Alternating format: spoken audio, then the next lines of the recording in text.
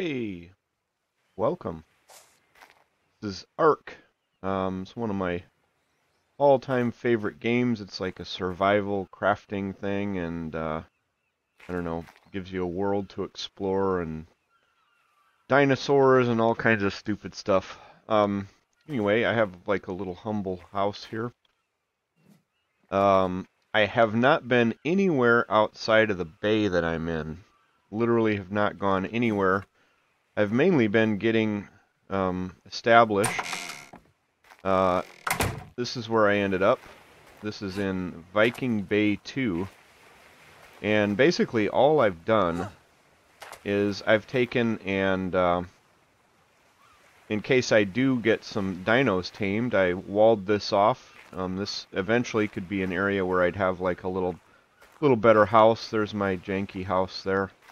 Over the hill there, you can see some building up that way. And that is where my I didn't build those gates. That somebody built that last night, but that's my boat. So I have not gotten out much. Mainly just kind of, getting set up so that I can tame some dinos or cart them around and stuff. I've got everything I need in here to live. There's actually 2 beds there. I've got a workshop, or a smithy, I guess you'd call it. Add a little bit of metal in there. It's all stocked up. If I find any interesting dinos, I've got stuff to train them with. I've got extra weapons. Got a little storage over here. Got some arrows, extra stuff, just in case. And plenty of crafting stuff. And then if it gets cold, I have this nice fireplace. So I should be fairly set up here. Alright. We're bravely setting off into the world. It doesn't look like he's totally complete there with his thing. Who is ever building that?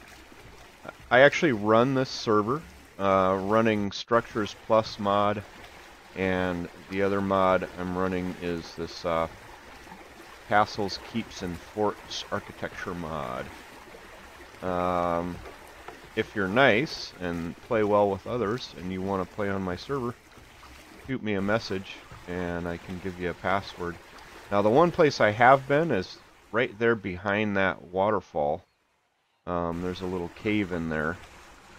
Kind of neat. But other than that, I really haven't looked around much. Someday, if I get a flyer, I might go up to that castle up there and look around. For now, I'm just gonna look around by water. Someday it'd be kind of neat to build a little bridge that spans that there, but just haven't really gotten motivated enough to do it. And then totally close off this bay. There's a megalodon. Hopefully he doesn't care that I'm going around in here. I'm gonna try to maybe stick kind of close to the shoreline once I get out here, because there's big stuff out there that will eat you. And it takes quite a bit of time to farm all the mats to build a boat like this and then stock it. And I'd rather not lose that time.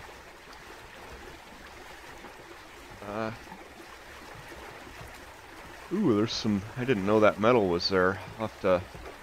Ooh, there's quite a bit of metal. I'll have to keep that in mind. Get some of that. Looks like they're building a little... Somebody's got a raft over there. A couple rafts.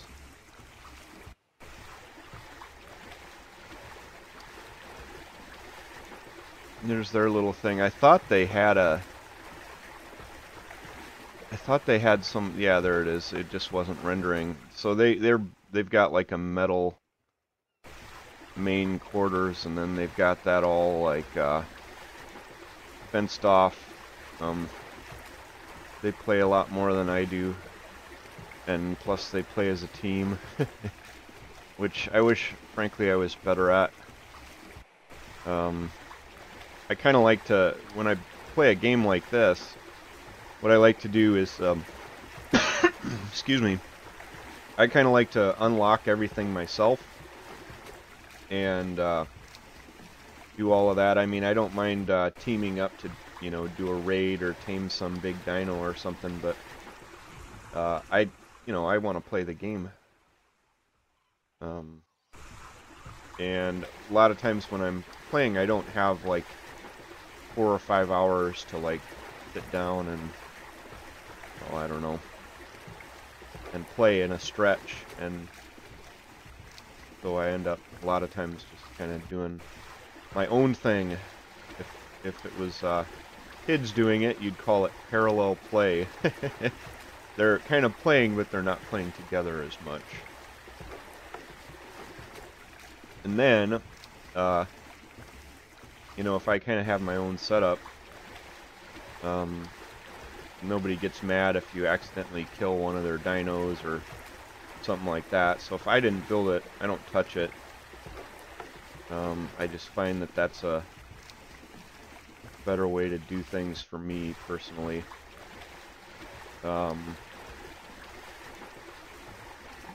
Also, it's nice to be server admin. I don't use that unless there's like a legit like problem with that's because of the game itself. So, like for instance, the one time I have, I'm gonna get this beacon. The one time I have used a server admin command was ooh, what we got here? I don't want any of that crap. It's all garbage. But I'm gonna do it so that this cycles out. One time I have used the server admin command was when I went to join their tribe. It made it so that I didn't have access to all the stuff I'd built.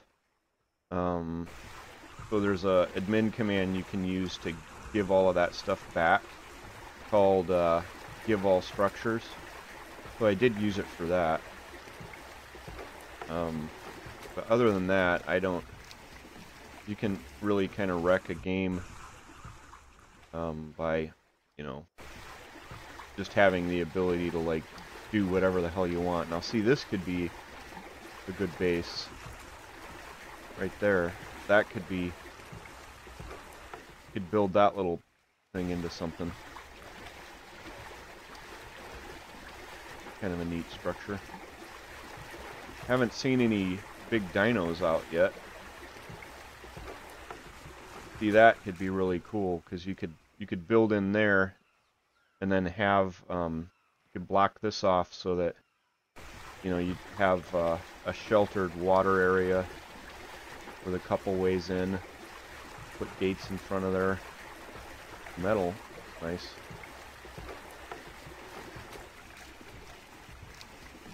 Up there would be nice too.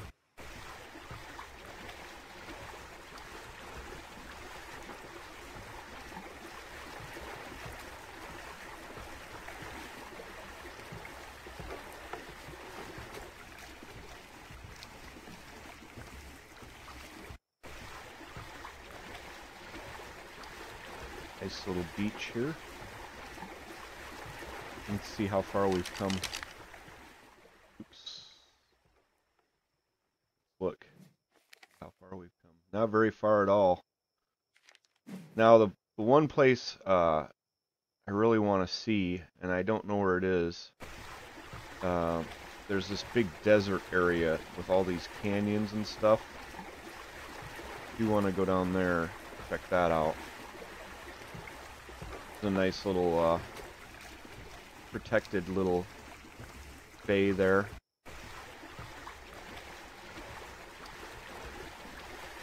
And then the thing about this game is like, yeah, I'm exploring the surface world, but there's all this stuff underwater.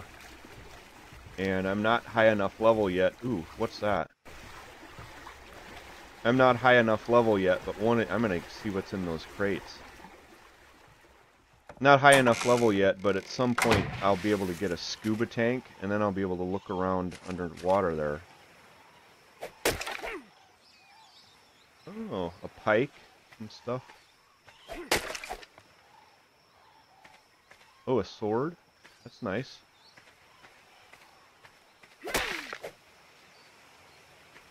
Hatchet. Nice. Okay, so I have some stuff I'll just drop off in here.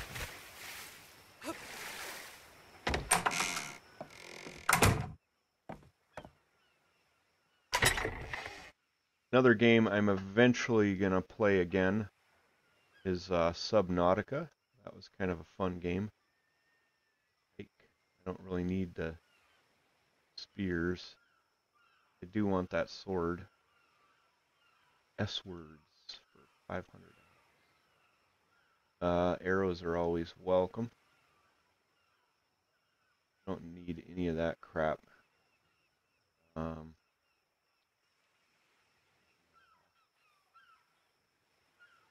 Blueprint stone hatchet.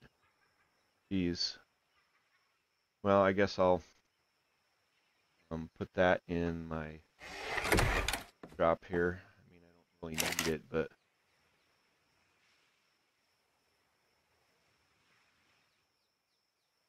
all right. I'm just gonna get rid of the rest of this crap.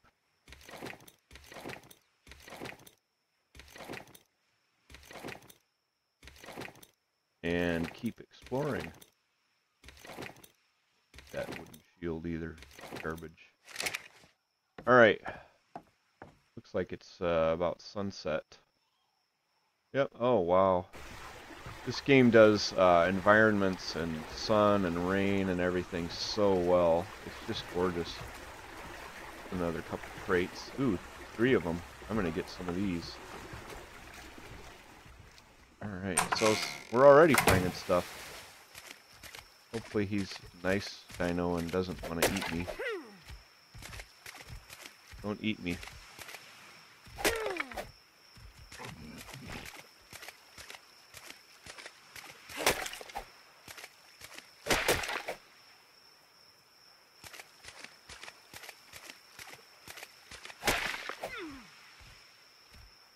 Garbage loot, most of it. But those swords are nice.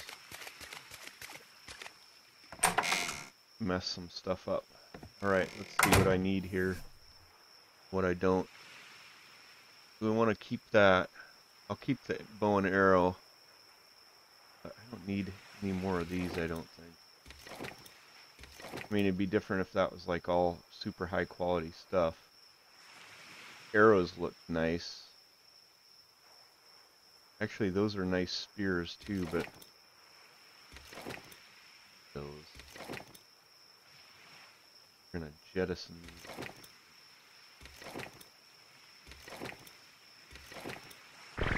Always nice to have a hatchet. Excuse me. Because that's actually decent, decent equipment that I don't have to build, and I obviously use that a lot. So let's see here. Still haven't seen any like dinosaurs that I'm super interested in taming.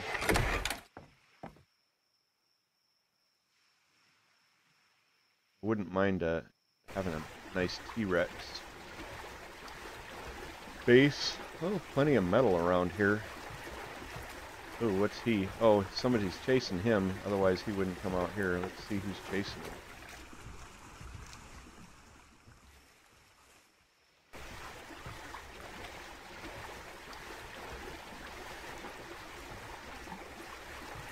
Again, kind of hugging shore, because if you go out into the deep water, you'll wish you hadn't. It's over there. Okay, so some more of those things. Those birds are buttholes. totally mean.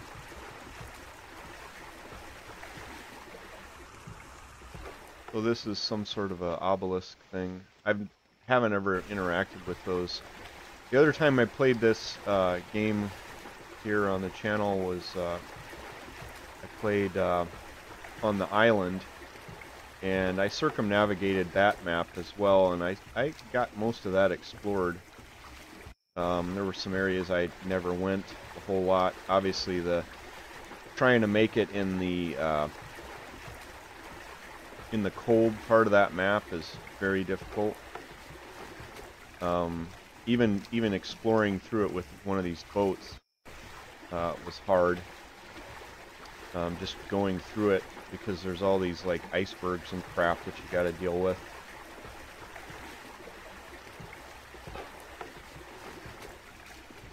And then it's cold. That's why I put the fireplace in this one. If you have that, it can keep it nice and warm. What are those? Oh, those things are nothing to bother with. Although, what's that bigger one? Oh, it's a trike. All right.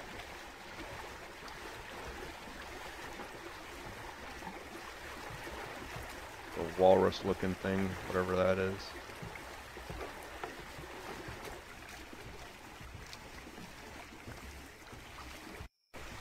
Another little kind of sandy beach bay area here.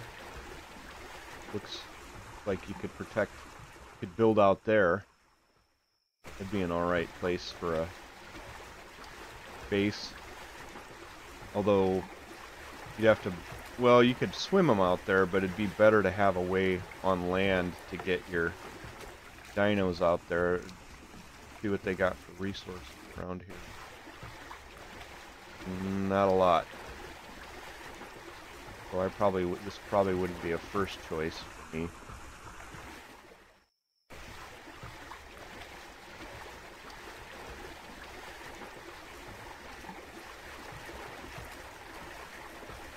How much have we explored, I wonder? Look. Hardly anything. Wow, we got a long ways to go.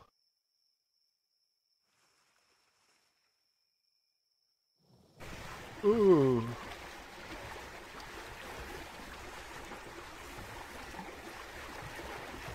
Really want to see this desert.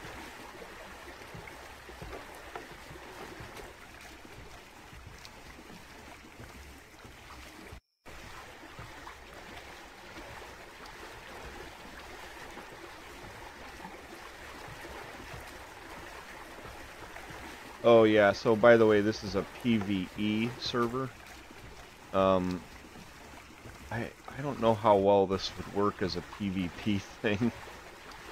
I mean, I suppose you could, but I haven't done that yet. Because I basically only play this game with my friends, and you can really piss people off pretty quick. Are they really going to bother that big old Brano? I doubt it. They're not that dumb. So, what are those raptors? Oh, there's a whole bunch of them up there. That's pretty nice. Nice little meadow field area there. For me to explore the rest of that stuff, I'd need either some sort of a great flyer or a T-Rex or something like that that can, you know, battle it out with all the crap you find up there. There's so many of these,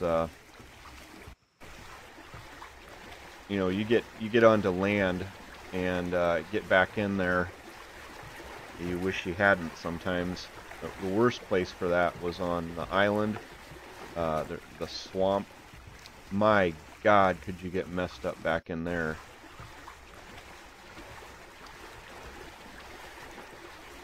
Ooh, that's looking kind of like a little mangrove swamp over there, speaking of which.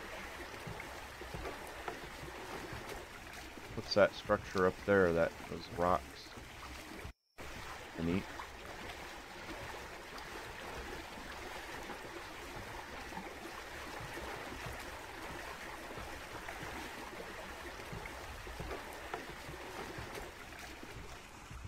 some point I'll have to get serious and like tame some stuff, but I don't know, or build something.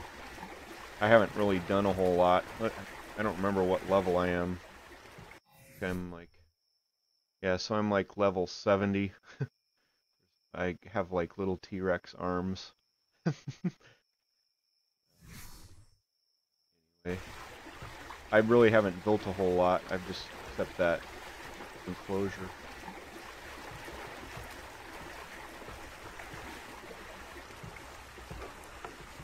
Yeah, so that's got to be some sort of a mangrove swamp over there.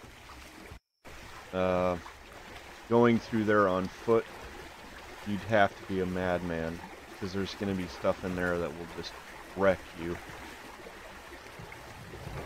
Ooh, what's that underwater there? Green glowing stuff. Oh, here comes the sun. There goes the moon.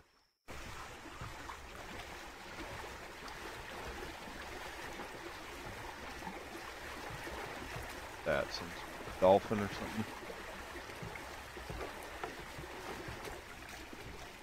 Now see, that's kind of neat. Big arches. Wonder what you could do with that. That's kind of a neat little biome back there. Not so much the swamp, but I wonder what's back up there. I'll come back, look up there. For right now, I think I'm just gonna circumnavigate.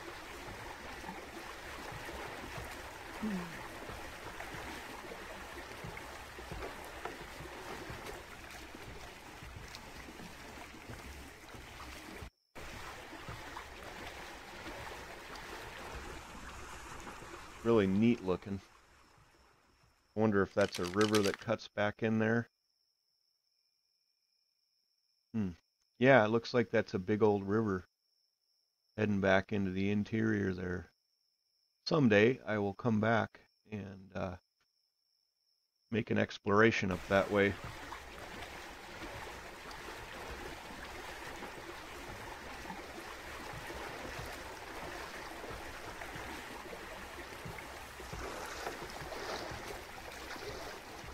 Ooh, those crocodile things are vicious.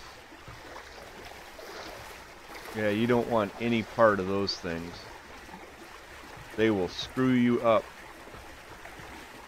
And those fish things, yeah, you don't want those.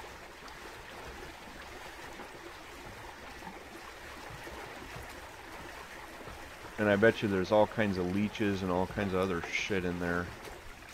No, thank you.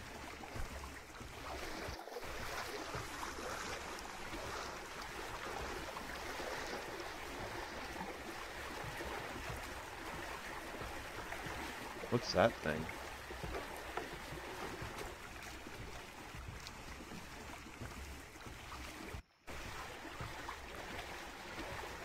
I hope I don't get beached here.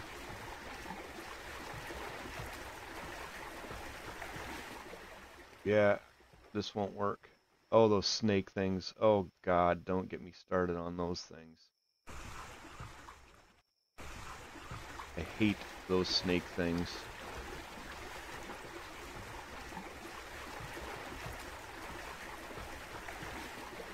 Okay, so I need to go out and around all of this stuff.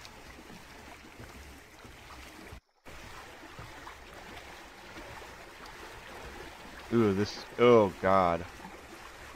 This is giving me nightmares, flashbacks to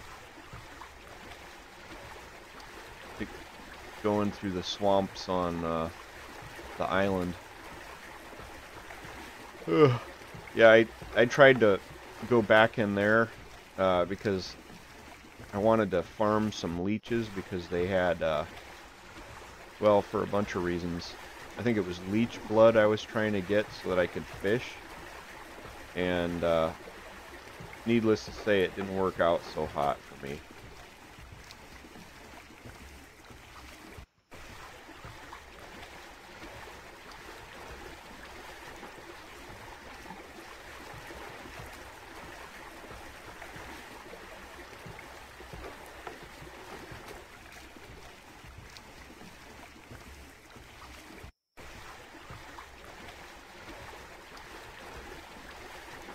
there.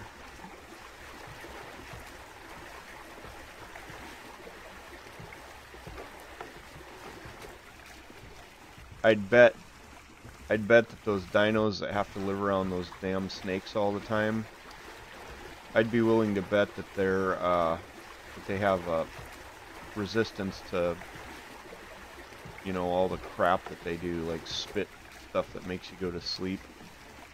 There's nothing like getting spit at and then falling asleep and then watching the snake eat you. That's no fun. That poor guy is getting all screwed up by that crocodile. But they're not messing with the big boy. Maybe that's what you have to do, is tame one of those things. You want to go through the swamp.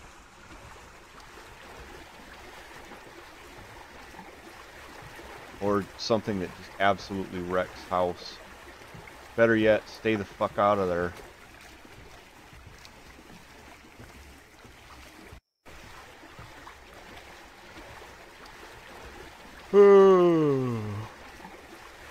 So I think, what's the date today? It's the 11th. In 7 more days, this time next week, Blade Runner 2049 comes out on DVD. I'm super pumped about that. I loved that movie. Just everything about it, because I was a big fan of the original one. Actually, when I was in college at University of Iowa, I took a class there. You have to take, even if you're a STEM major like I was, you have to take a certain amount of humanities courses. So there was this class by a guy named Holstein called Quest for Human Destiny, whatever the fuck that means.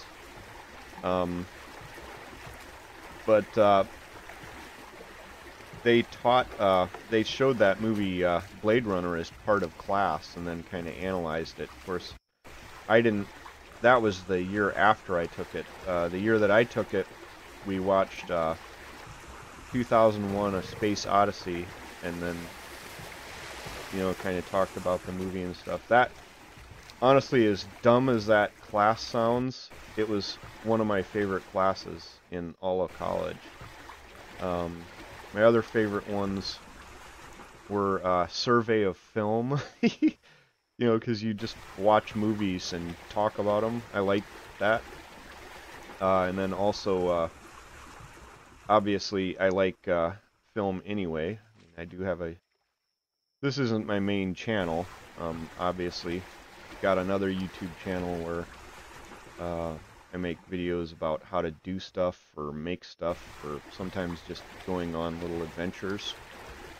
And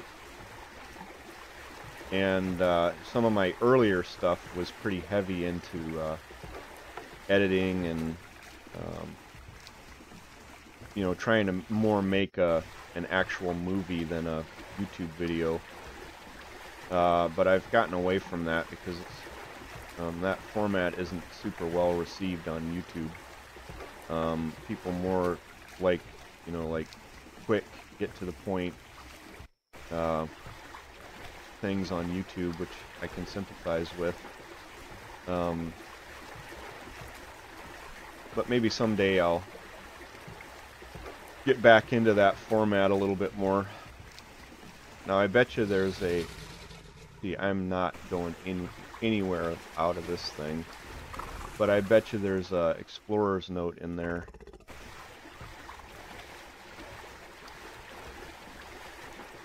There's an old dock.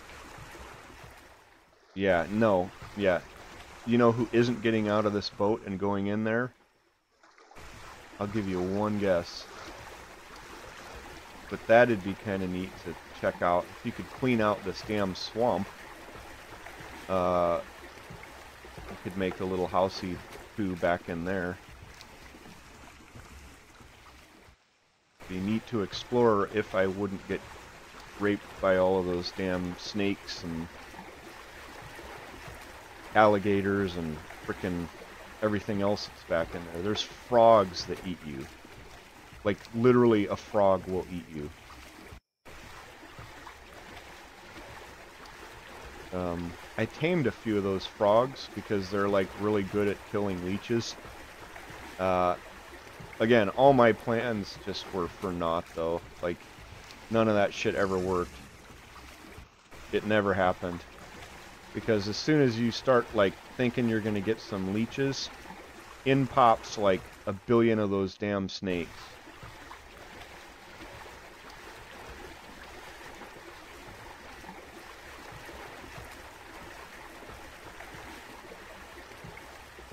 Okay, well, that's the end of the swamp. Good. What else did I like in college? I took a bunch of classes in the music department. I'm a drummer, and if you look around on this channel, there's even some footage of me playing with a guy named Johnny Rogers. I'm about to play with him again at the end of the month. He's the world's #1 Buddy Holly act. And I'm his drummer. Let's see how far we've come. Oh, we're making some progress here. I'm playing at the Surf Ballroom at the end of the month, and I may even stream some of that. It'd have to be a little drummer cam on stage, though. I doubt they'd let me do it from the audience. So I don't know how good the audio quality is going to be, but I would like to have... there's those froggies. I like those things. One of these times I'm going to tame one of those, but not today, because of all of his friends that are around him.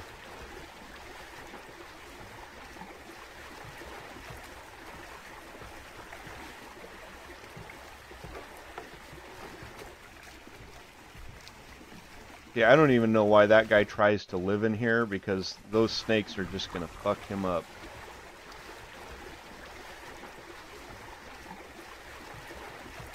Anyway, back to Blade Runner 2049. The coolest thing about that is this coat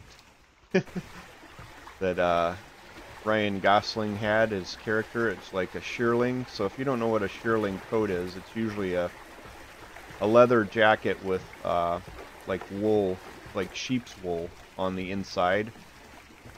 And he had one of those, but the collar, you could take the collar and wrap it around, and it formed like it'd cover up most of your face and neck. So that thing would be like great in weather, and really warm. And it was like a trench coat looking thing. Badass. And then the way it fastened was magnet strip, which I thought was cool. No buttons to screw around with, or zippers. I don't like zippers on coats, but you got to deal with it. Fortunate. This area, this looks like it's kind of the edge of swamp. There's a little island over there. I wonder what that's all about.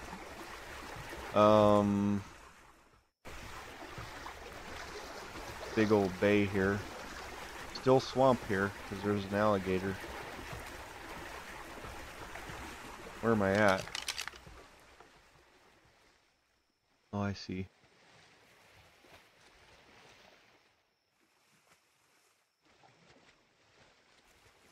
Yeah, I better head in a little bit. Could make a base on that island. The problem is if I get out into the deep water,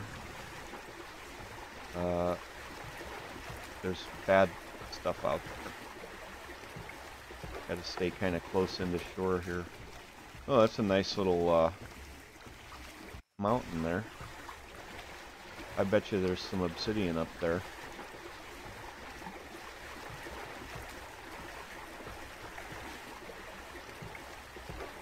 So I guess I understand now why there's a swamp biome here, because there's a big river.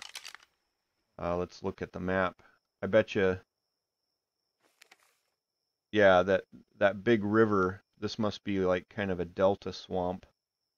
um, which happens. So if you go down the Mississippi River, down by New Orleans there, uh, that has a delta that goes like a couple hours south of New Orleans is all swamp.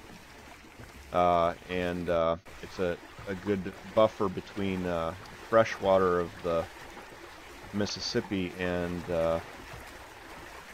you know, the salty water of the ocean, and it also kind of helps buffer, you know, like when hurricanes come in and stuff, a lot of the energy of those hurricanes gets spent on that big delta marsh area, and thus protects inland a little bit better. So one time I went down to New Orleans on a little road trip, and went south and kept going, and I didn't have any money, and I had a kayak, and I kind of wanted to see the Gulf there, and so I just kept going south as far as I could, and I got to this place called Grand Island, and lo and behold, Grand Island is a state park that you can camp at, and you can camp just any old place. So I camped on the beach and set up a little tent and stayed back up in some little scrub up from the surface of the water. And I took my kayak out and screwed around out in the waves a bit. Lived on that beach for a little while. That was kind of nice. I have some pictures of that somewhere.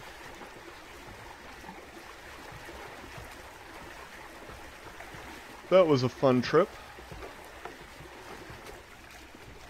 Lots to do and see down there.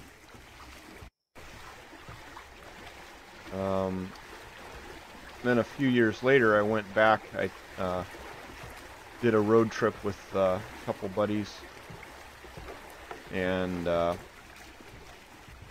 went back and stayed on that beach. And then the next year, Hurricane Katrina came along and wiped all of that out. I don't even know if there is a Grand Island anymore. I'd heard that a lot of that got washed away. But maybe it's still there, I don't know. Wouldn't mind going back there. Big old shark up there.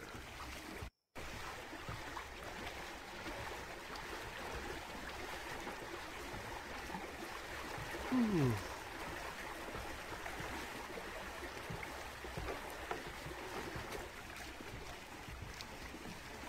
This is a little bit friendlier looking area. I don't see any of those damn snake things.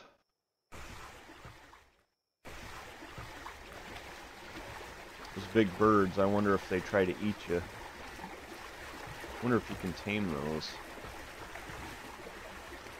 and ride on them. I don't have a flyer yet. I'll probably capture one of those guys up there, those hairy whatevers. Of course, my buddies that play on here already have griffins and stuff. One time I was like out working on my boat here, and one of them came and landed, and it scared the hell out of me. Like, they literally shake the ground, and like all this dust goes up. It's really impressive. Someday I'll need to catch one of those. But not today.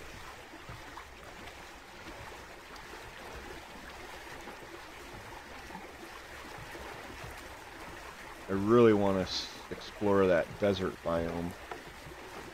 Maybe what I'll do if I find it is put a little housey poo down there, put a bed up so that I can teleport back, make a new start of it down there.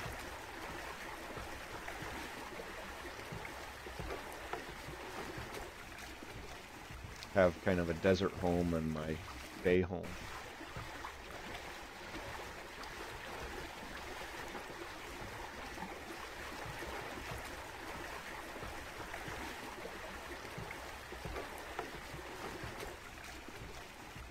Ooh.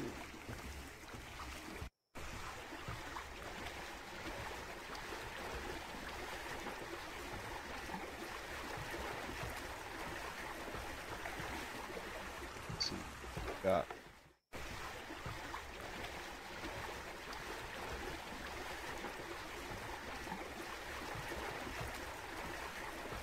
Ooh. Ugh. I don't know why I woke up so early this morning. Every once in a while I do that.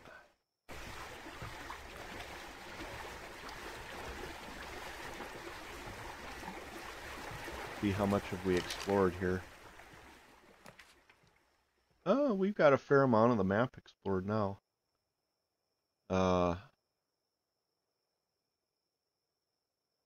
I'm not sure how much of this map is finished, whether you can go all the way around this big island thing or not.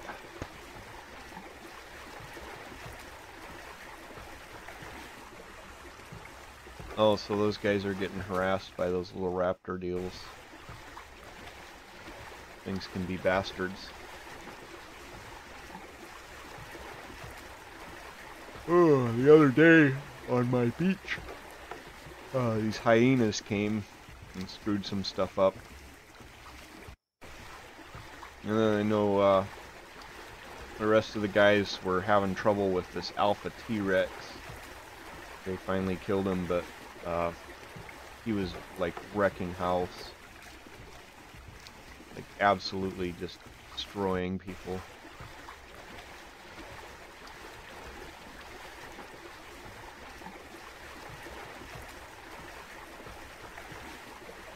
The other dino that I haven't seen yet on here are those murder chicken things, whatever they're called. Whoa, I think I might be getting down to the desert biome. Those look like Joshua trees.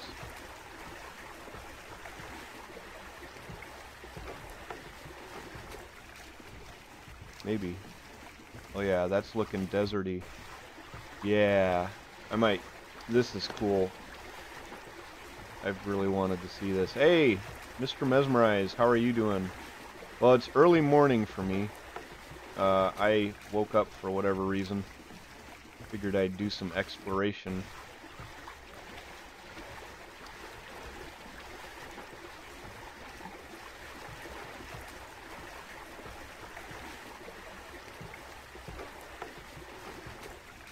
So I'll show you on the map here.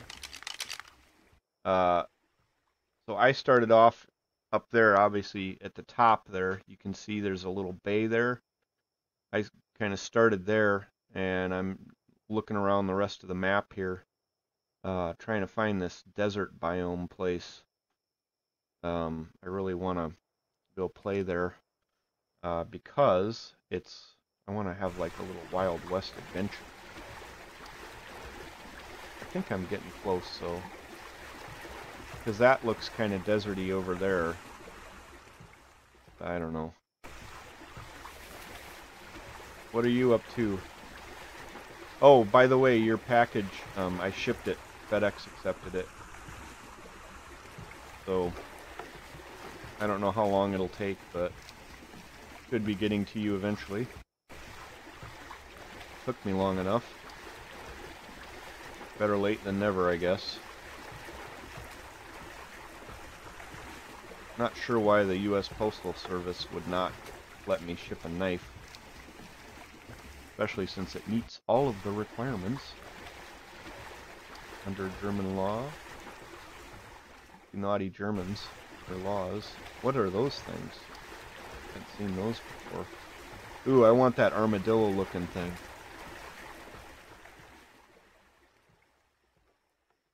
Except I know that what would happen is if I tried to tame him, he'd run off. Well, now I know where they're at. Ooh, what's that little Oh yeah, Castaway. Your FedEx package. Well, it's coming. We shipped it off. It was, I think, yesterday. Finally got it. Got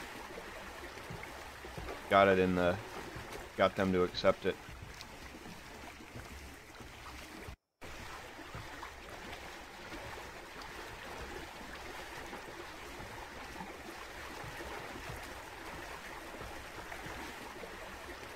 Ooh, what's he? Some sort of a marlin? Two of them, huh? I'd tame them if I could. Wilson! Wilson! And then he's got like this like epic beard and hair, and he's like all skinny. I did get the card, and I wanted to open it on a live stream. One of these times, I want to do a live stream with you on the other channel and talk about like the Black Forest and monkey business and metal detecting. And oh, there! Wow, if I could tame him, that would be cool. I know he'd chomp me though. He would totally chomp me, but oh, I'm so tempted to tame him. What is he? Is he a Rex or is he an Allosaurus?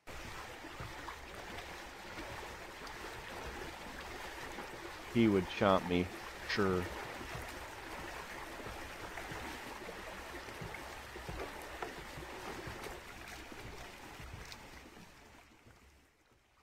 Can't tell if that's a T-Rex or an Allosaurus or what. Oh, he's looking at me. Gosh. Big bastard. Well, I know where to find him now. So at some point I'll have to come back and grab one of those. Today's all about exploring. No, I mean like do a live stream on the other channel and like bullshit about metal detecting and German food and stuff.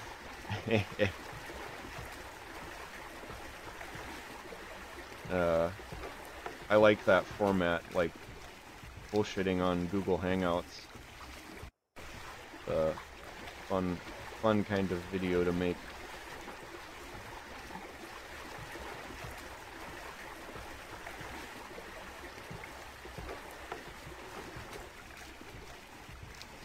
Ooh, looks like there's some sort of a villa or something over that way.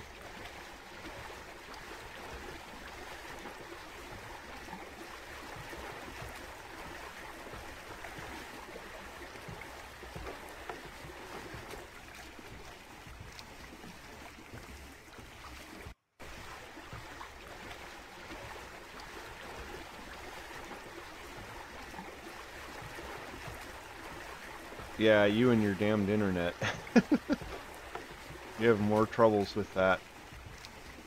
I thought, like, Europe was supposed to be, like, super advanced. And have, like, epic cell phone service and all this. One reason why you might have great cell phone service in Europe is that your entire damn country, like, fits inside of the state of Kansas. So if I packed, like, you know, 30 or 40 or however many million people you guys are into the state of Kansas, it'd work a lot damn better. Wow, what's this area? This is kind of neat.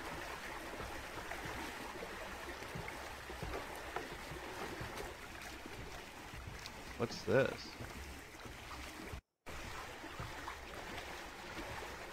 Where am I at here? Oh, another river of some sort.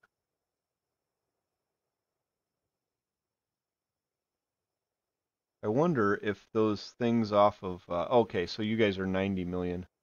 Yeah, and you're like literally in a state the size of Kansas. You guys are crammed in there.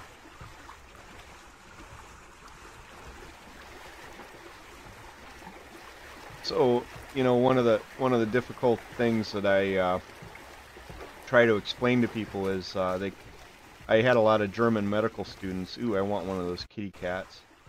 I had a lot of German medical students rotate with me, and they were always, oh, there's a bunch of hyenas.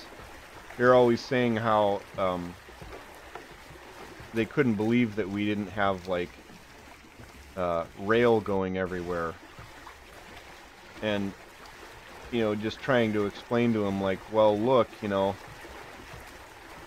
the deal is that you know your entire country fits in the state of Kansas, and you've got enough people crammed into that area that it makes a lot of sense to link things up with passenger rail.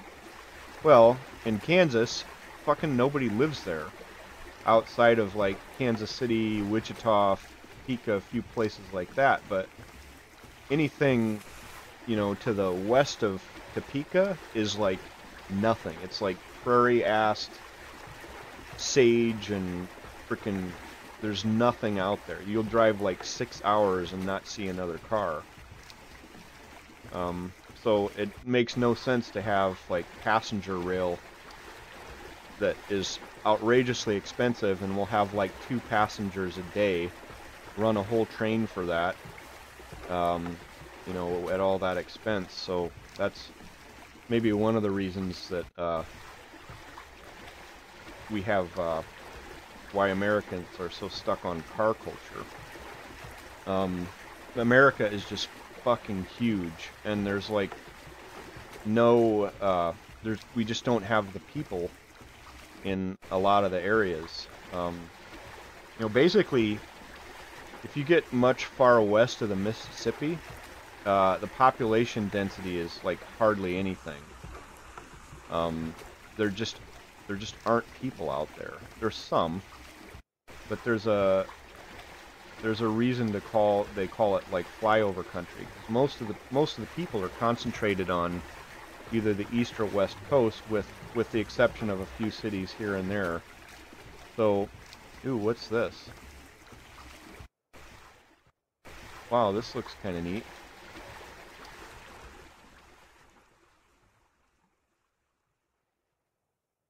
So, you know, you have Chicago. Yeah, so Austria has 7 million people and half live in Vienna. is as I understand it though, Austria is pretty mountainous, so they may not. Maybe I'm thinking of that wrong. I mean, I've never been there, but you know, in places where it's pretty mountainous, it's maybe a little bit difficult to have a lot of population. So like for us, you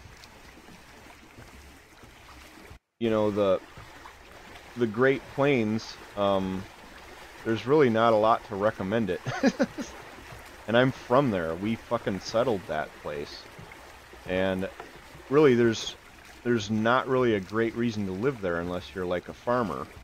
And if you're a farmer, you have to have like, you know, like 1,000 acres or something. So obviously you're going to be a lot more spread out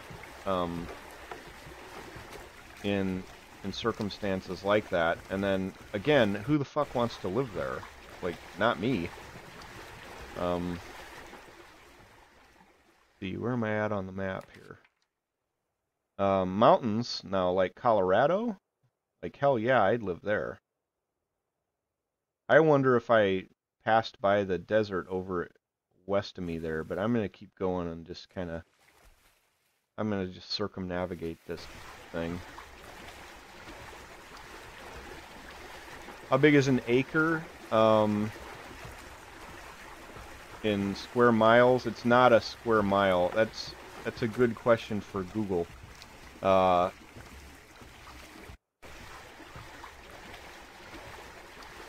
It's a fraction of a square mile, an acre is, but I don't know the conversion. We measure, for whatever reason, if you're talking about pieces of land, we measure that in acres.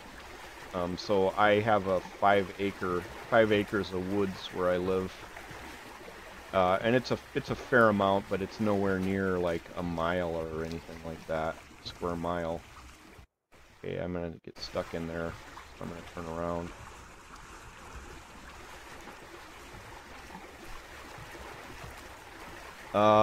So like, I'm trying to think, like, so when they were dividing up the Great Plains into land. Like, you would go out there and homestead it, right?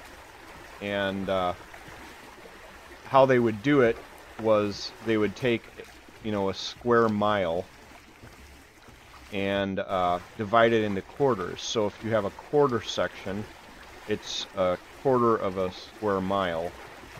And I'm trying to remember how much is in a quarter. I think it's like 250 acres or something like that. I mean, I don't know off the top of my head. I guess I could Google it. Here, I'll do it. Let's see. How many acres? 640. So a quarter section of that is 64 divided by 4. Early.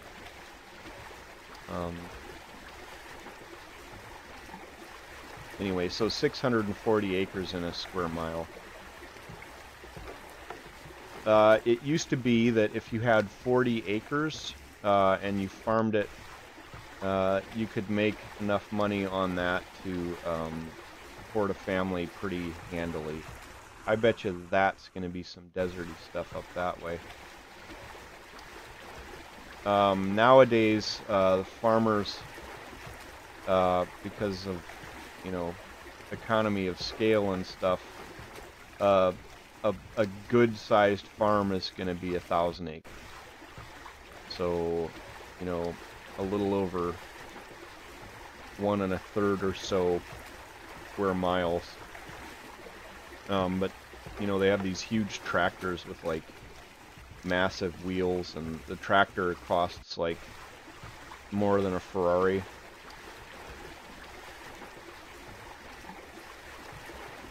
And then, you know,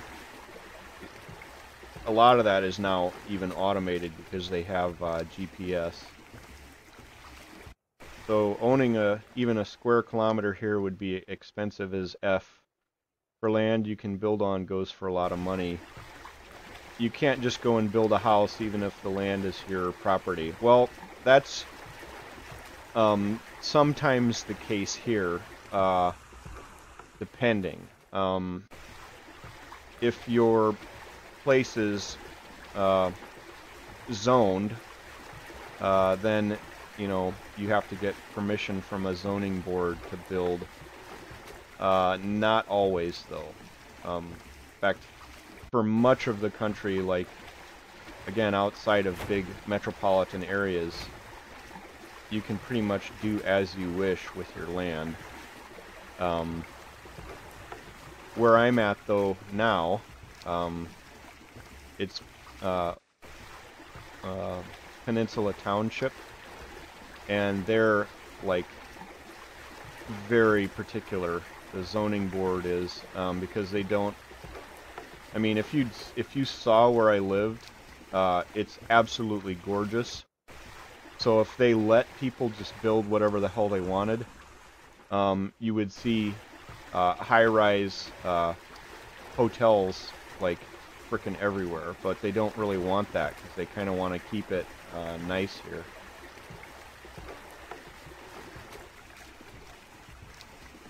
So, Mesmerized says basically 90% of all woodsheds, etc. you find here are illegal, but nobody cares. Yeah.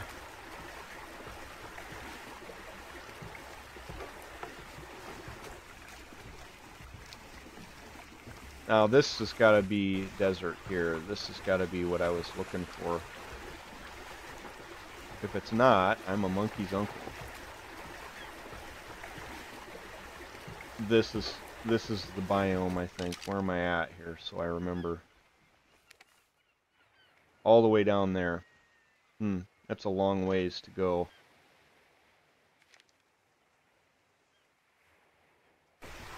Yeah, where I'm at, like I was saying, where I'm at is really zoned pretty and controlled pretty tightly because it's really pretty.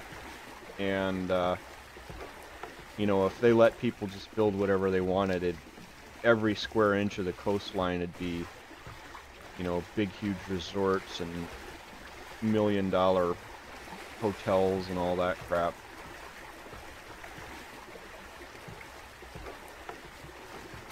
So, Mesmerize says there are regulations for everything in Germany. There's even a law how French fries have to be made to be sold commercially.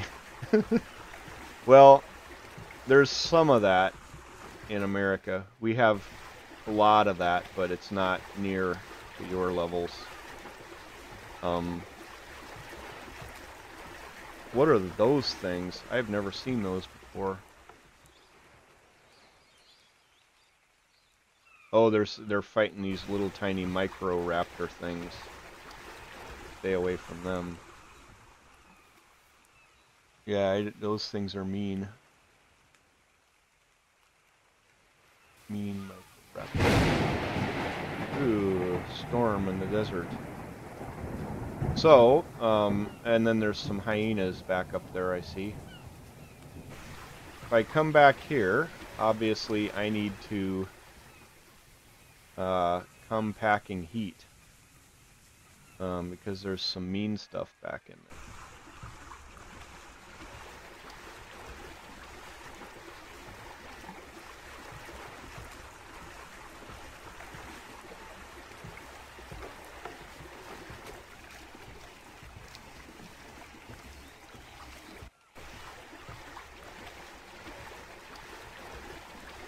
There was a theory I read one time about why they have so many laws, or why it's attractive to governments to have so many laws, especially having a whole bunch of laws that seemingly conflict with each other.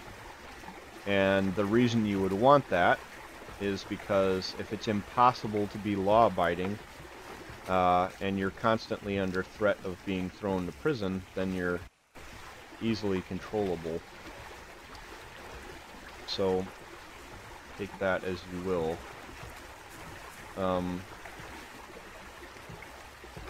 There's a certain reason why a lot of that shit doesn't fly in the United States.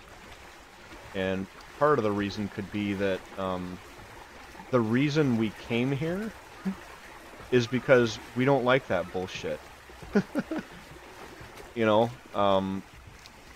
and I have to think that probably... Ooh, what's that thing? I want him. He's kicking ass, whatever he is. Screwing those guys up. I would like to capture him. Big rat-looking thing. So if you look at it, I was listening to this stream and they were talking about Europe. Yeah, I know, we have a prison industry. Because, again, that's a whole nother subject, which sucks. So I was listening to this stream where they were talking about Europe, and, you know, Europe has been there for a long time, obviously, and had civilization for a long time. And over time, you know, back in olden times, so pre-1800s era, if you committed a crime, pretty much one of the only punishments is they're just going to kill you. So those, so a lot of the genes for criminality, and that were just erased from society. So you have, the theory goes, now I don't know how accurate this is, but the theory, what are those bug things? Looks like they don't care much about those cats. I don't like those snakes, though. Why are... Oh, because it's a desert. So the theory goes that Europe has basically genetically engineered itself to be less criminal. So I don't know how much of that is true or whatever. But it was an interesting discussion, to say the least. Ooh, I like that wolfy thing. Um, and the same thing could be said for the United States. So there's a certain type of person that's gonna leave Europe and go out into the middle of fucking nowhere and just try to make a go of it with a farm or whatever. Not many people are like that. Yeah, I don't know, Australia. I'm not saying it's my theory, I'm just saying I heard an interesting theory about it. But anyway, it takes, you would have to acknowledge that it takes a certain kind of person to leave a perfectly settled country, like in my case Holland, and go to the middle of fucking nowhere in a completely different country that you don't speak the language, you don't know anybody there, go out into the middle of nowhere, and this is at a time when, you know, it's not like you have Amazon just delivering shit to you. So you have to be pretty self-sufficient, and pretty industrious and stuff. It takes a certain type of person to do that, and to do that successfully, and not just die. And those types of people, if they survive, and a lot of people just didn't, they'd go out there and they'd either go bust and have to go back and turn back and go to, you know, live in some East Coast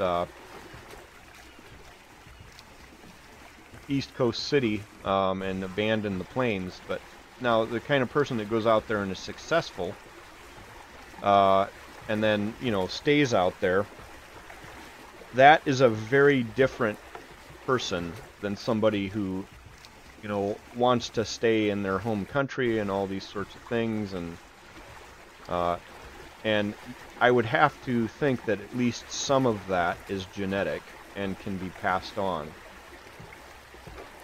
So I don't know, the theory goes that maybe Americans are somewhat, and obviously you can't talk too much now because we've had so much immigration, and you know, people from all over the world came, but a certain type of American exists and is maybe somewhat genetically distinct from from their cousins on the continent. I don't know. I heard that theory. I thought it was kind of neat. It would explain a lot.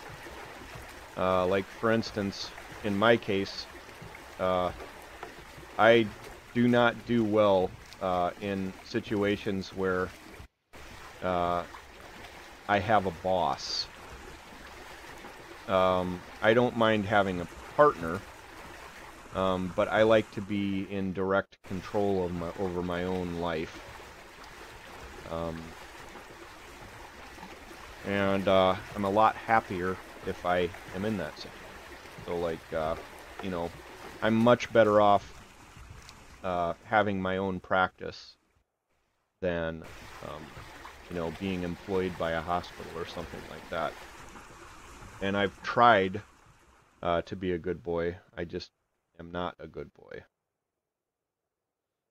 I don't know if that makes sense. Mr. Mesmerized says, the Netherlands are the most chilled people in Europe. Weed and hookers. Yeah, there is that. It's because all the bastards left. All the ones like me left. And,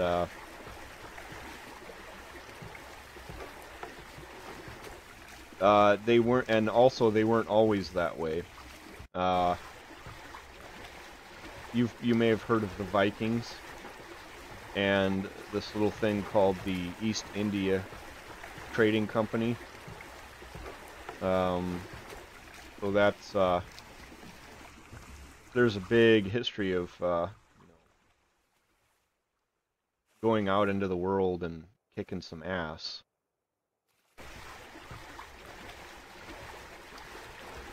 They don't do much of that anymore. Yeah, and then the other thing is I remember that Amsterdam used to be one of the only places in the world where it was like, you know, legal to do pot or whatever. But that's, of course, changed in the United States. We have a bunch of states that are recreational legal now, like Colorado was the first. Just this year, California came online, although they've had quote-unquote medical marijuana for a long time. Ooh, what are those things? Ooh. I wouldn't mind one of those. So, California was one of the first places to have medical marijuana, and basically, there'd be like a little hut on the beach, and it'd be like, there'd be a doctor in there, and he would just give you your medical marijuana card, so it was basically a joke. And they finally just went recreational legal. And then Washington recently went that way. I think another state like recently did.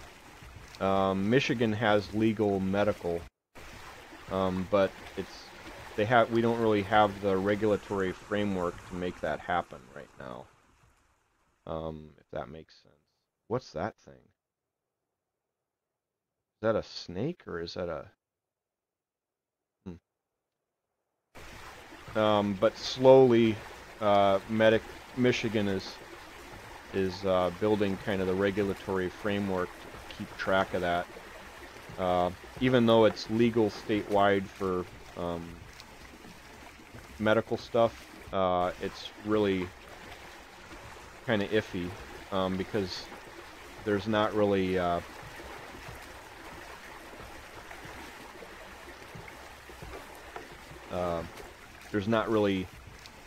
legal dispensaries, and dispensaries would get raided by like towns and stuff. But recently, some towns around me have said that they're going to allow it. So Mr. Mesmerized says, here they legalized it for medical reasons, and the health insurance companies expected 600 applications for payment in 2017. The actual number was 37,500. Yeah. That's funny. There's big demand for it. I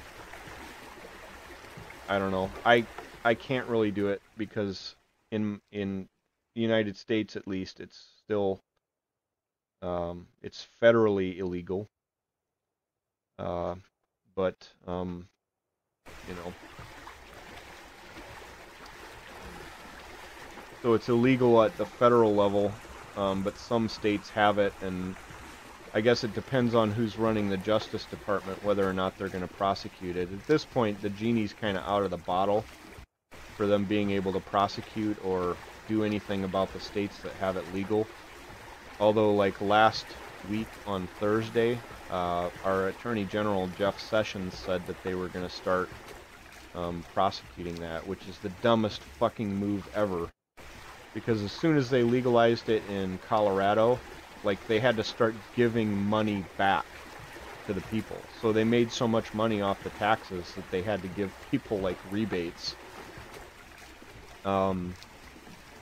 And, like, there's demand for it. And, you know, I don't do it because I can't, because I've got a medical license, and it's, if I had a run-in over that, I could lose my ability to make a living, so I don't have anything to do with it. But, I'm in the minority. Ooh, that centipede's scary. I don't want to be around him. I'm in the minority. It's a very common thing in the United States, for, you know, especially younger people.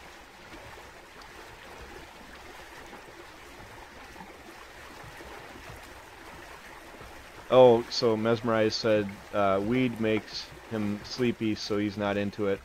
Plus, you can't drive for quite some time, and that's taking my biggest German freedom. Yeah, driving the Autobahn. Uh, God, I want to go over there and buy a souped-up 911 and just tear ass on the Autobahn. So here's some more desert biome for me, although those centipede things are scary. What were we talking about?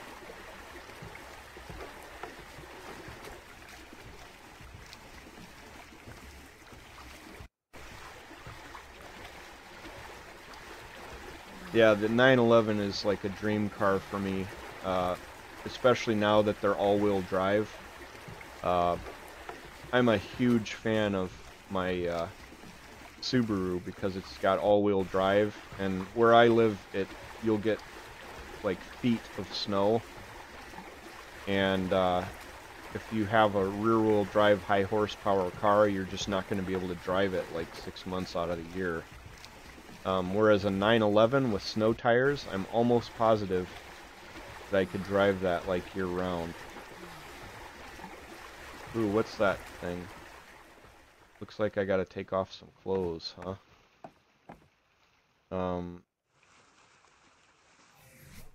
Got a strip here. Cool it off. My goofy looking character with a little T-Rex arms. So he says, this morning he was late to college, so he took the R1 and blazed there going 160 and no one cares. That sounds fun. I'm gonna cool off here. It's saying I'm having an issue. I can see why. Now see, I bet you that dealing with this heat would be a bitch. So this might be not the greatest place to live.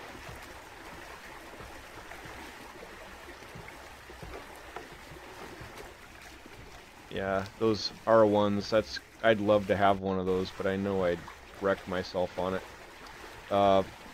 The other one I thought about getting for a while, ended up with a Triumph Bonneville, but I thought about getting one of those R6s, because they're a little bit more nimble and stuff. But I don't know. I know I'd get in trouble because there's a bike called the Kawasaki Ninja. I rode one of those a little bit, and my God, can you get going quick on those in no time. So I know I'd get in hot water on one of those pretty quickly.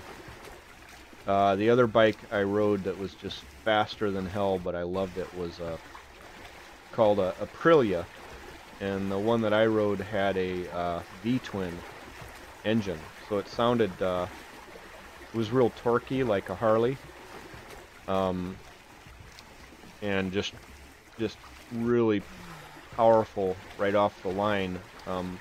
Difference between that Aprilia and the Ninja was that you had to get up to, you know, some higher RPMs to really get into the power band of the Ninja, but right straight off the line on that Aprilia, you had oodles of power. Oodles, oodles, oodles.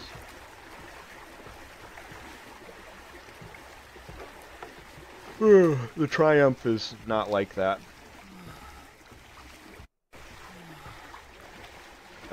Mesmerize says, I don't think it's much fun owning a really high-end bike and not being allowed to use it proper.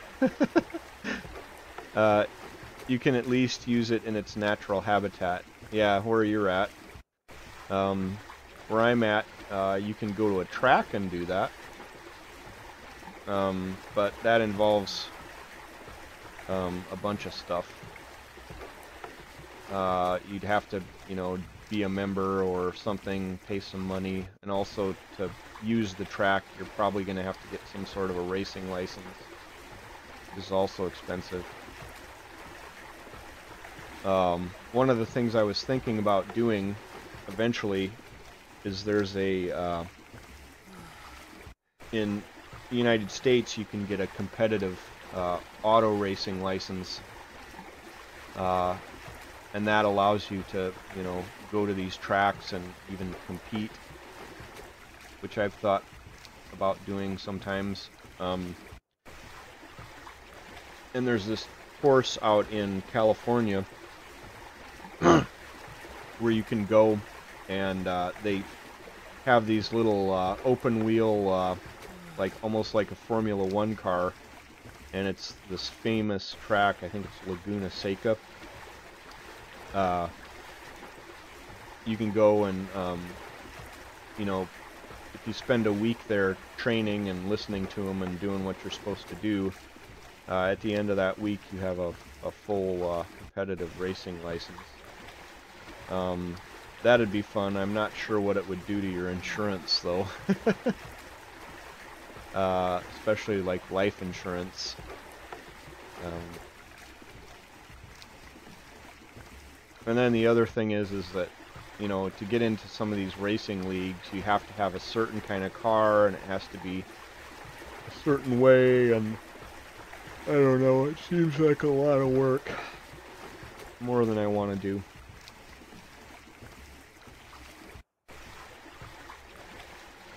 But it would be fun to have a super, like, tricked out 911 turbo blast. Wow, where am I at?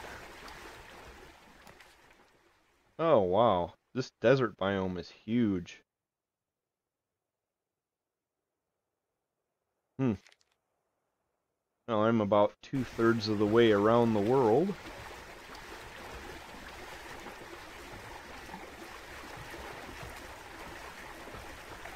Mesmerize says he's in a R1 club and they all go racing, but it's too expensive, and he doesn't want to risk wrecking it. They pay like 400 euros for 3 days. That's pretty typical. That's a pretty typical price that you would pay to race for that amount of time. Well, I like the idea of the desert better than I like the actuality of it here. Just for having a box, so like a place to pit, I suppose, on the course. I like the idea of the desert. I think it would be difficult to live here because it's so hot. Maybe that's why they have the adobe structures. I don't know. It's something I might play around with. See if I can, you know, just find one of these areas like this and put a little adobe house and see if it's even possible to live down here.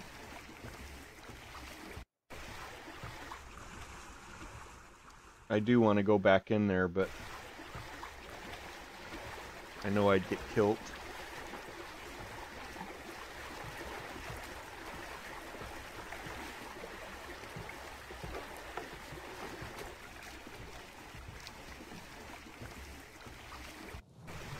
When I did the Gumball Rally,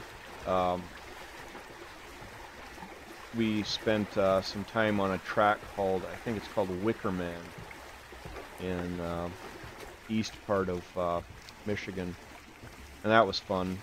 But it's more turns and stuff, so you don't get going super fast on there. On the straightaway, I think I was up to like 130, 140. But it's a short straightaway, and then you're braking hard for a big turn right after that. But I like the corners. I like that kind of stuff more than I like going fast in a straight line. But it'd be nice if it did have a longer straightaway so that you could get up to your, you know, up to a little bit faster. One of these days, I'm gonna build a Cobra, and that I will have to use on a track. That's not something. If you want to talk about getting in trouble very fast, try having a 2,300 pound, 700 horsepower vehicle, rear wheel drive. And there's all these videos of guys having their Cobra and letting their wife drive it, and she immediately crashes it. They're hilarious. So you start talking about that kind of power, you can get into trouble really fast. Like even my car, which is not, super crazy powerful, you can get into hot water really quickly in that car. Really, really quickly.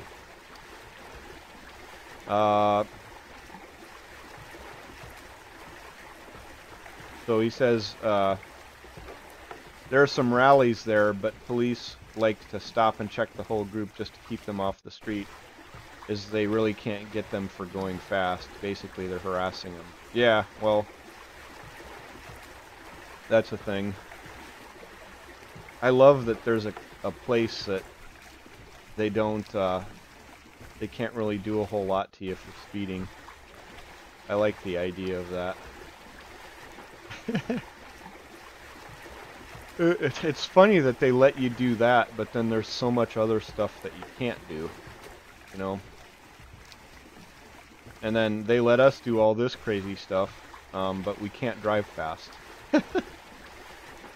And the thing is like we have big, huge open spaces here. Like there's big sections of interstate, and our well-maintained interstates are like the Autobahn. That's basically kind of how they were patterned. And so there'll be, big stretches of road that go for like hundreds of miles that's, at least 4-lane. It's graded really well. There's no sharp curves. It's basically a straight line. And at one time, the speed limit on those was 55 when I was a kid. Now they're up to, where I live, it's 75, which is a lot more reasonable. But, it seems like for the cars, we spend time, or we legislate for the 90-year-old grandmother who probably shouldn't have a fucking license anyway. And we try to make it so that person is, can go from point A to point B. Well, what about me? I have a car that, is very, you could easily cruise along at 100 miles an hour and not have any issues at all in it. On a straight, flat road that's 4-lane and there's no traffic and no other people around, so maybe if you're 90 and you're a fucking granny in a car that shouldn't go over 55, well, maybe then don't drive over 55. Or maybe just don't drive at all, granny. Why do they spend all of the resources and effort to, make that person... Ooh, what's that? Is that a Yeti?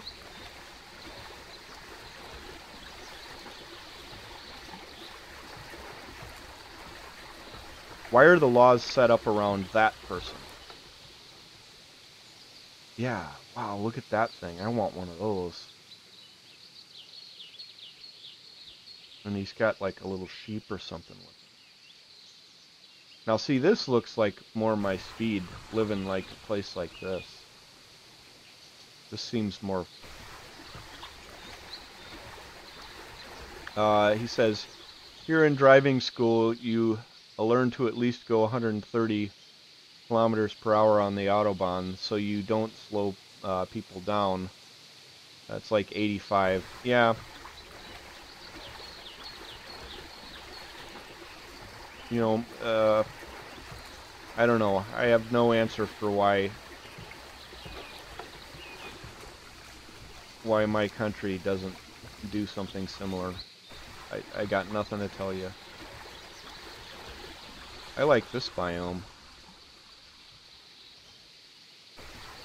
It's like a redwood forest. Whew.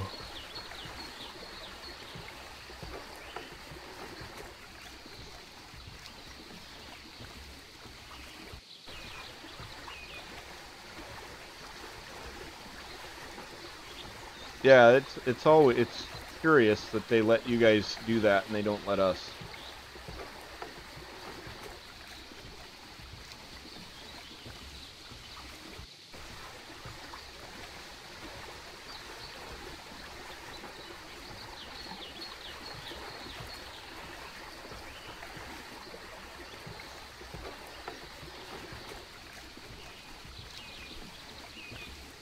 Ugh. Ooh, there's a big beast. Tame him. What is that? That's one of those guys with the horn on top of his head. Yeah, those things are vicious with a V.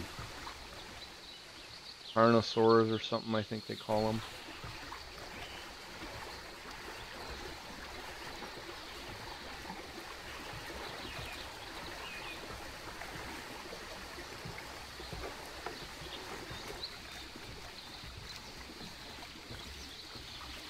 Ooh.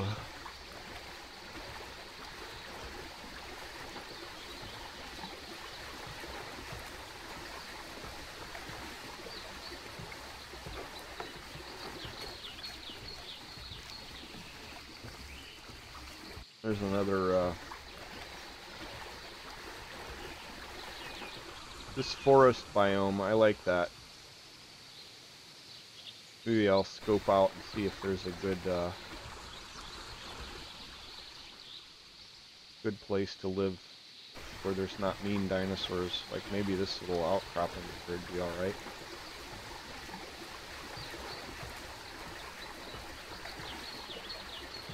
Hey, look, a lighthouse.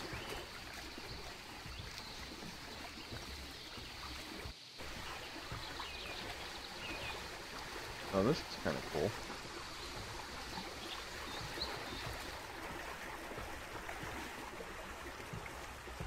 This is nice.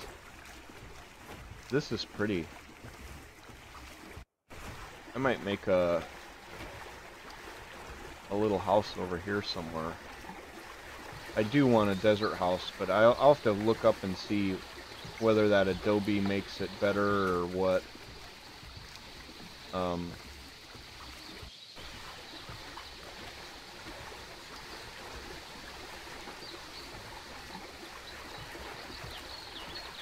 But you couldn't live there if it was hot like that all the time. Because the thing is you're gonna have to have armor and stuff too.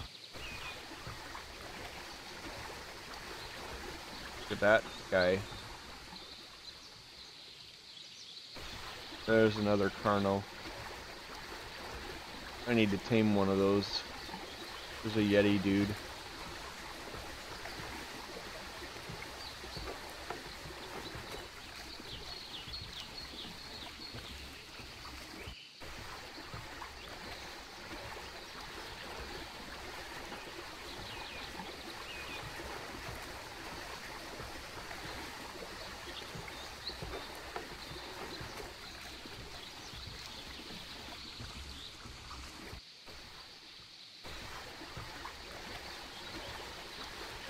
Heading for lunch. Yeah, I'll see you around, man. We should try to do a live stream this weekend. Bullshit about stuff.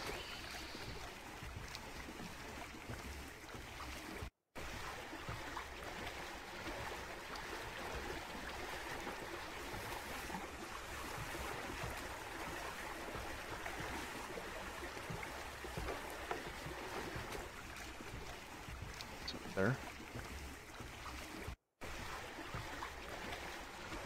That looks very congenial.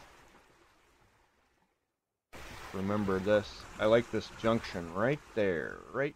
So that you could get some of the stuff from the forest and some of the stuff from the plains there.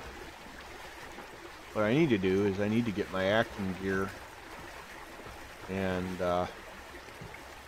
get some better tech. Because right now, I mean, I've got a crossbow as like my best weapon, and I'm just not gonna be super successful with that. So what I need to do is I need to tame a couple mounts, maybe maybe tame one of the if I can find a T-Rex, tame that, tame some sort of a flyer. This is neat.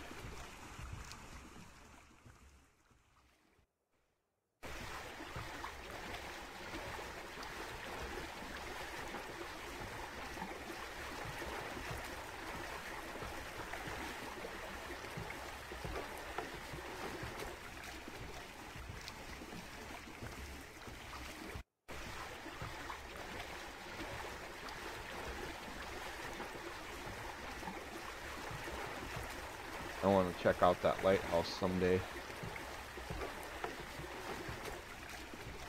Where am I at? Oh, almost back home. Seen quite a bit of the map.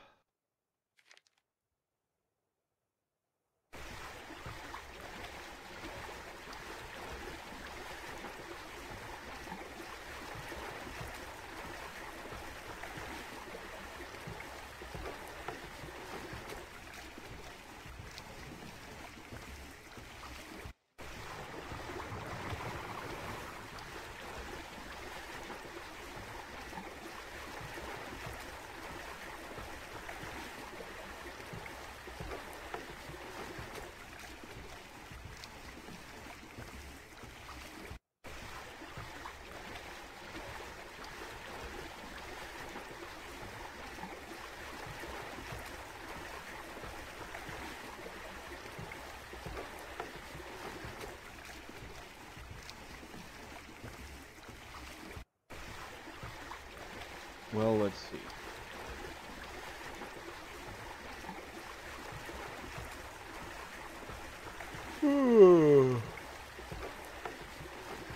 We're almost done with our big tour. Seeing what the world has to offer, or at least what the coasts of the world have to offer. I want to go back maybe sometime and grab one of those T-Rexes. Not that one, that's an alpha. You don't dare screw with that guy.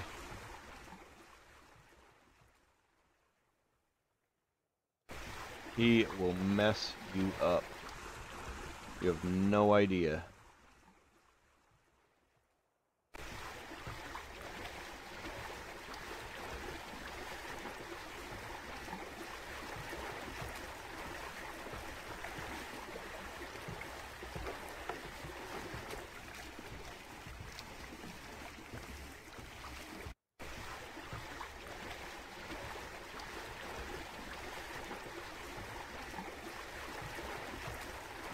Oh, waterfall. I'd be willing to bet that there's a little cave under there you can go in, because there's one in my bay.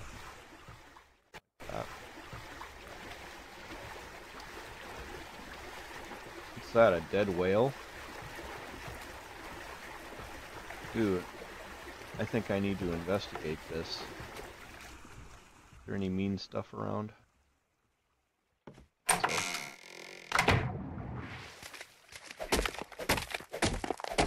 Oh wow, oil, hide. Oh my gosh, look at all that spoiled meat. That is gonna be... Oh my gosh.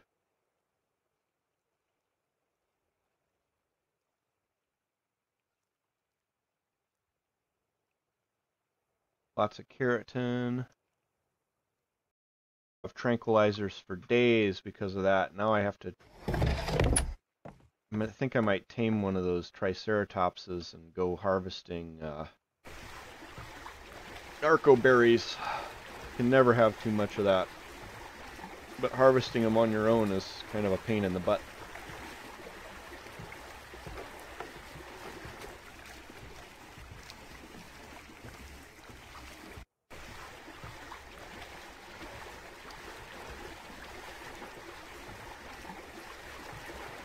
Found a dead whale. That's pretty cool. Some metal around here. This wouldn't be a bad place to live either. I guess I'll have to look and see what dinos are walking around. Obviously, I don't want to go by that Alpha Rex. Of course, where I'm living ain't bad either. Maybe I'll just stay there. Maybe have some little houses around.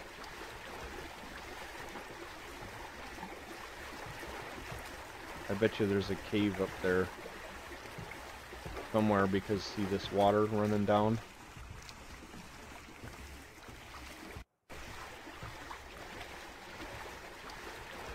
This bear's exploring someday.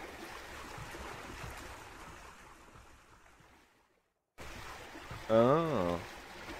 Yeah, there's like a little bridge there. It's cool.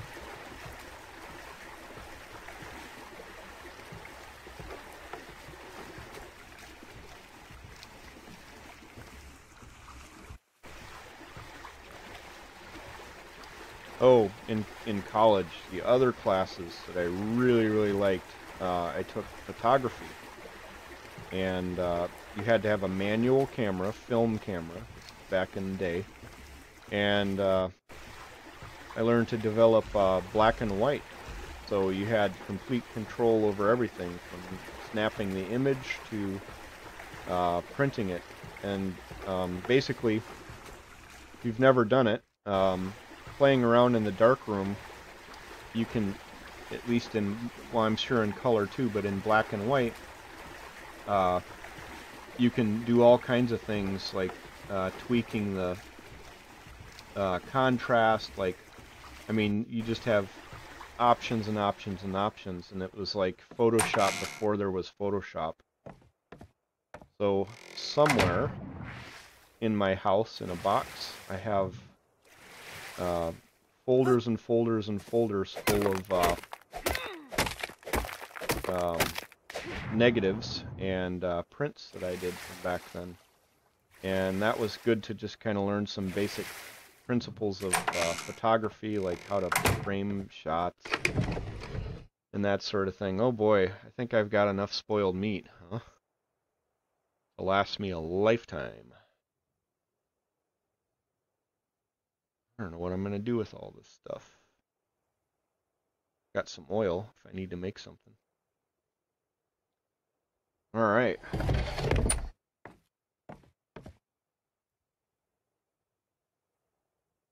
But there's, you know, there's certain rules in photography, like you learn how to shoot landscapes, how to shoot people, you know, how to do portraits, and you know, if you want to take the time to do all of that, you can. Oh wow, more dead whales.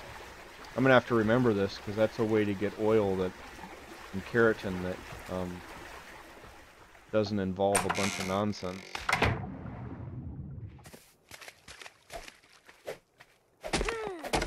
I probably need to ditch this spoiled meat rather than keep it, to be completely honest.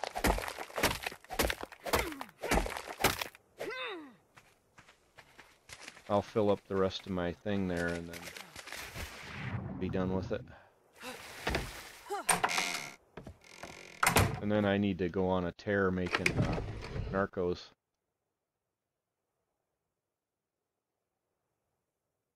Wow. I got a lot of keratin and a lot of oil. That's it.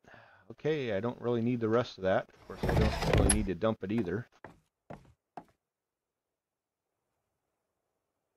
Thanks, Mr. Whale.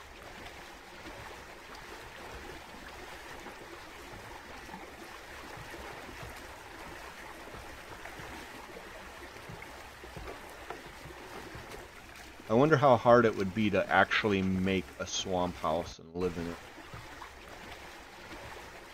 Like, if that's even a thing. Oh, this is nice. There's like a little dock for you.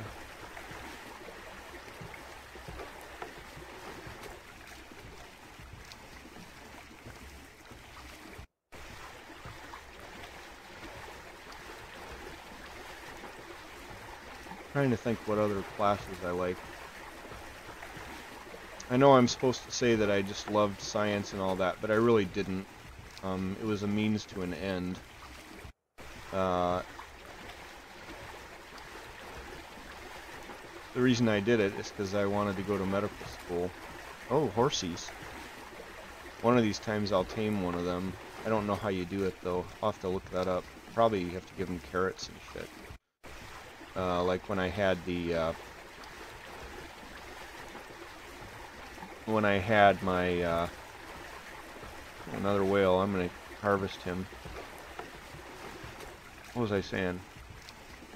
Oh, so science, all the STEM classes. I mean, I enjoyed them. They were intellectually stimulating, but honestly, they were a means to an end, and that's basically all they were. Because you had to take those science classes and do well in them if you wanted to go to medical school. So, you know, and obviously you need to understand that stuff so that you have a good basis in understanding the rest of the stuff that you need to know to be a doctor.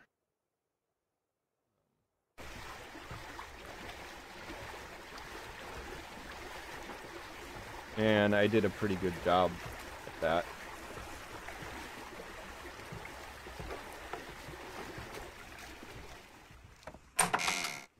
And then the crazy thing is like, you know, the people that actually got into medical school with me were all like journalism majors and all this other bullshit. You know, they just took the easy thought, you know, easy cake science classes and you know, basically studied enough to take the MCAT and do well on the MCAT, and then of course then they'd have like this crazy, you know, 4.0 grade point average because the rest of their classes were like humanities classes. And let me tell you, when I you know, I was used to taking these hard science classes, and you know, I didn't take the easy version of it, the rocks for jocks or whatever. I took the real science classes. So, and then, you know, you get into the upper level science classes, you know, like the ones where you have to have like 3 or 4 prerequisites to even take the class. You take a class like that and get an A in that class. When you take something like film or or you know, one of these actual humanities classes, it's a joke. Like, you know, we had to. I'll tell you another class I enjoyed was history of Western civilization. I loved that class. You know, they talked about Napoleon and all this stuff. It was basically a history of Europe, and there were a whole bunch of classes like that I took in humanities because you had to, that I didn't think I would enjoy, but I actually ended up greatly enjoying, and obviously enough that I'm still talking about them. But there were classes like that where I wouldn't miss a single point on a single quiz or test the entire time. You know, whereas, you know, the hard science stuff, to do that, it takes an enormous amount of effort. Like, you basically have to memorize like textbooks full of information, because they say they're testing concepts, but really they're not. They're testing, what is this thing? They're testing you on minutia, because that's really, if they tested concepts, everybody'd get every question right, and they have to produce a bell curve for their test, you know, so that they can have, or at least that was the thought then. So, you know, you could have somebody that would get a C in one of these hard science classes that would absolutely blow the fuck out any humanities class. And then if you were getting A's in those hard science classes like I was, the humanities classes were just a joke. And so the people that were in medical school with me were people that took the easy mode science classes and just enough to take the MCATs and just enough to have the prerequisites to get into college, but then they studied something cool and interesting like film or journalism, or some of them were like history majors, you name it. But they had I mean, it's so much easier to have a high grade point average in that than it was in like a hard science thing. But like, they don't care. It's the grade point average. It's not anything else. And of course, then because the rest of their classes are fucking easy mode, all they have to do is study for the MCAT, do well on that, which again isn't super easy to do. But then they're basically the equivalent student to you, at least in the eyes of the admissions office, and they had a much better life while doing it. Like, I tell you, my college and medical school obviously was very, very difficult. I mean, I studied all the time. Get up at 8 in the morning and study until 8 or 9 at night, with going to a few classes here and there, sometimes later, and study all weekend. I mean, there's no break from that. There's no day where you don't do that. Whereas if I'd been smart and done the humanities thing, maybe I'd have had a better time, but I don't know. Those people tended to struggle in medical school, though. There's that bell curve thing. There has to be a bottom of that bell curve, and that's who was on it. So I go back and forth whether I made the right decision.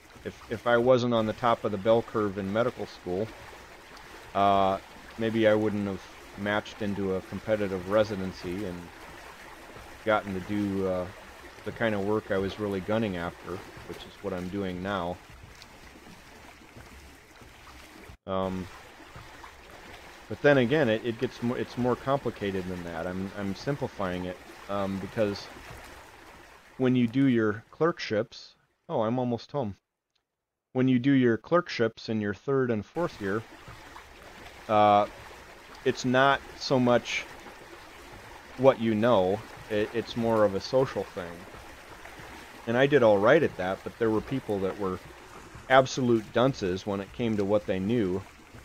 But they were socially very gifted and very glib, which I'm not. And, they were able to get just as high of a grade as I did, simply because they were socially gifted. So, it's tough to say.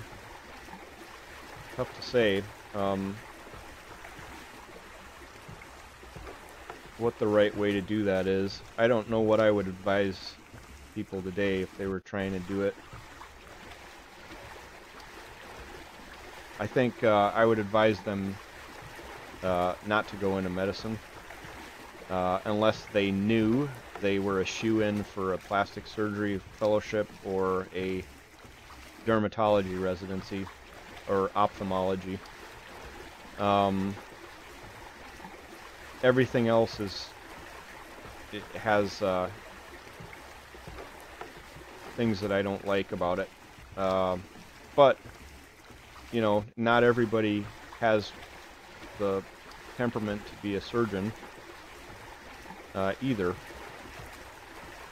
But by and large, derm, plastics, and ophtho are, controllable lifestyle specialties.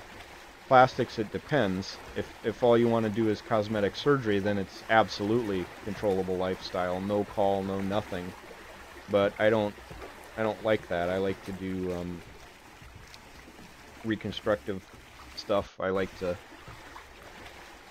have challenges. Whereas the cosmetic surgery is not challenging for me.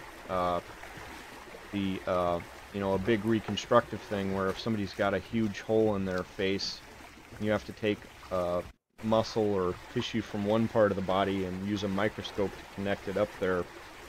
and plug it back in, that's cool shit. And so I have a very nice, controllable lifestyle, but I still have to take ER call. But where I'm at, the ER call isn't super burdensome. But it is a pain in the ass sometimes. You know, to know that at any time you can be called and have to quit what you're doing and go do what somebody else wants you to do. Again, I've talked about this before. I'm not super fond of that type of situation. It takes away a little bit of control that I don't like. I like to be in charge of my own destiny, and it's hard to do that when some random person can do something stupid and then they own you for the next 6 hours.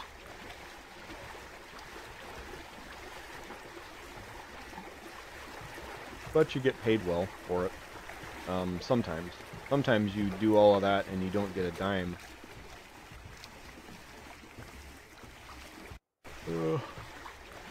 But yeah, if all I wanted to do was cosmetic surgery, I would never have to take a second to fall. And I would just, you know, but that has its own things.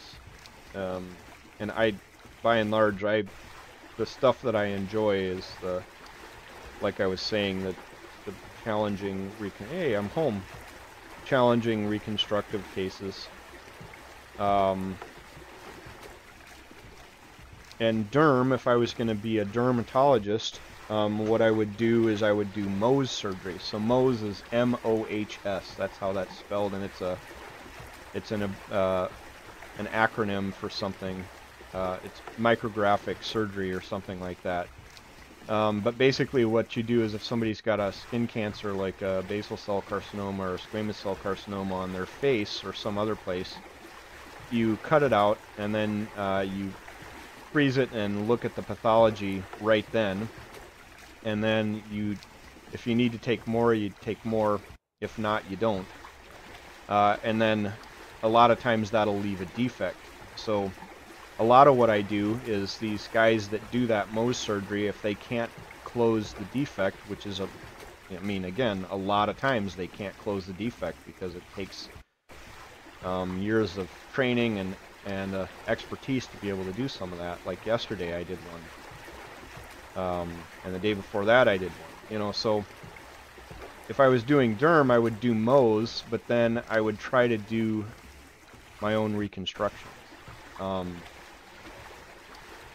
Because in that case you don't have to take ER call because you don't need hospital privileges if you're a dermatologist.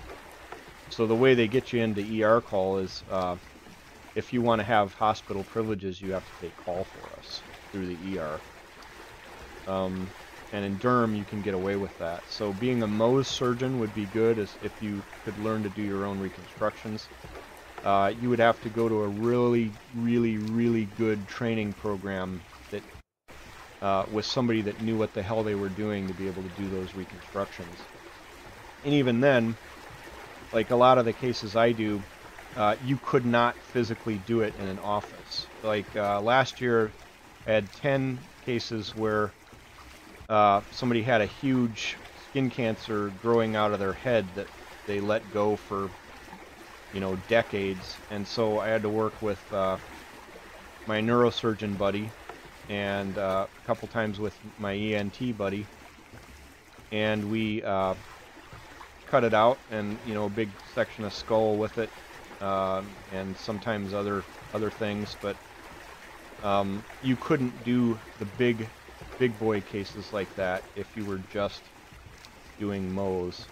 So you would have to give up some of that. So, you know, really it's kind of a thing. What do you want your life to be like? And I like my life. I'm pretty happy with the way things are for me. Not everybody would like it, but I'm satisfied, very happy with it. Let me see, what else? So I was talking about the other thing you could do would be ophtho. and that's good. You probably don't want to have hospital privileges with that, because optho call can be a bitch. Although, somehow, anytime, you know, like I do a lot of facial trauma, so, but somehow, if there's anything involving the eye, it's fucking impossible, even though there's a guy on call for that, to actually get them to come in and evaluate the eye. Somehow they get away with that, but I would never get away with it. You know, if I don't come in right away, it's like, you know, the fucking earth is ending.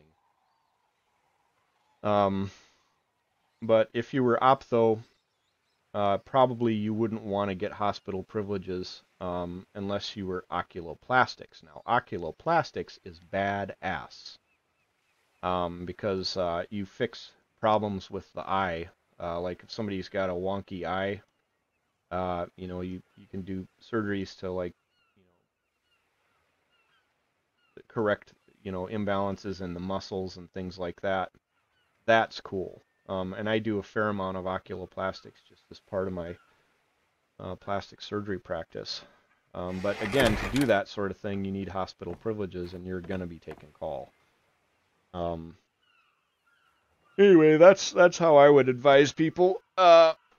Really, the ticket, if you want to do surgery stuff, the way I would do it, I would go to dental school and kick ass in dental school and become an oral surgeon.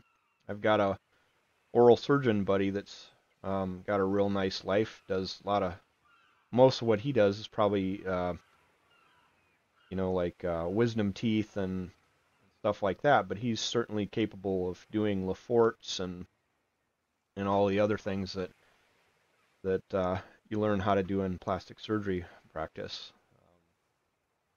But he wouldn't have to take call, but he does.